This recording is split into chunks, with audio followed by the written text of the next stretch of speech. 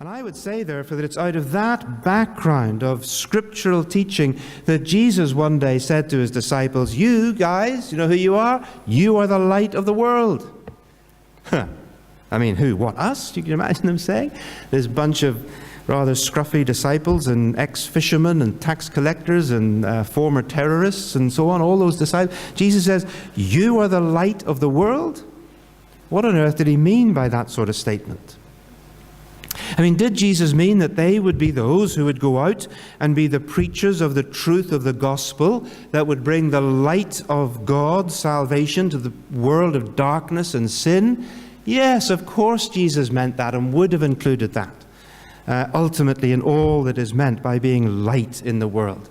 That's the way the Apostle Paul describes the gospel, isn't it? In 2 Corinthians chapter 4, verses 4 to 6, Paul speaks about how the God who said, "Let there be light," has shone into the darkness of the world with the light of the gospel. Yes.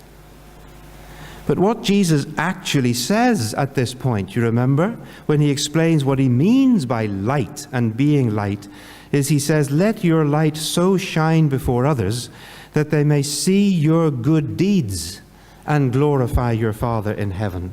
Not that they may hear your great testimony and listen to your great preaching, but see your beautiful, attractive, good lives.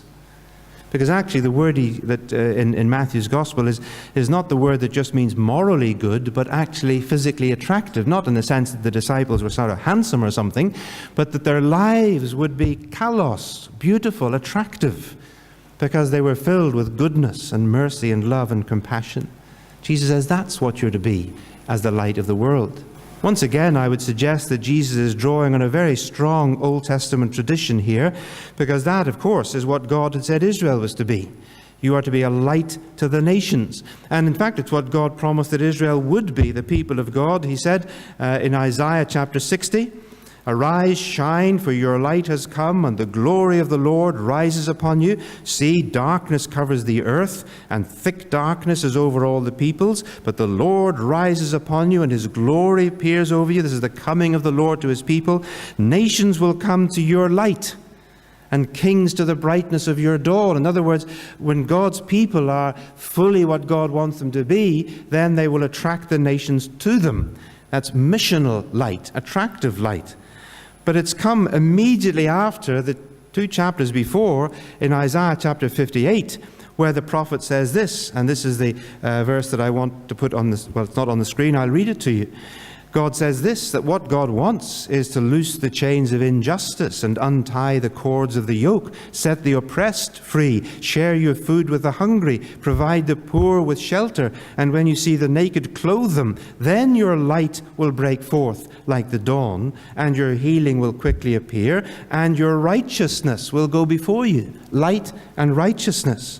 If you spend yourself on behalf of the hungry and satisfy the needs of the oppressed, then your light will rise in the darkness, and your night will become like noonday. Do you see what I'm trying to say here? Jesus is using Old Testament scriptures and teaching in order to say to his disciples that just as in the Old Testament, God had commanded Israel to be a people who are committed to the practical, down-to-earth exercise of compassion for the poor and needy, and justice for the oppressed, for the sake of their mission to the nations, in order to make them attractive to the nations, Jesus endorses that for his disciples. Indeed, he radically deepened it in the Sermon on the Mount. And then in the Great Commission, he commands them to pass it on to new disciples that they would make, teaching them to observe all that I have commanded you, so that their community as a life of disciples and their mission of making disciples would reflect the character of God. The God who, as the scriptures repeatedly says, is the God who cares for the poor and the needy, the God who defends the widow and the orphan. And Jesus says, go and be that kind of people.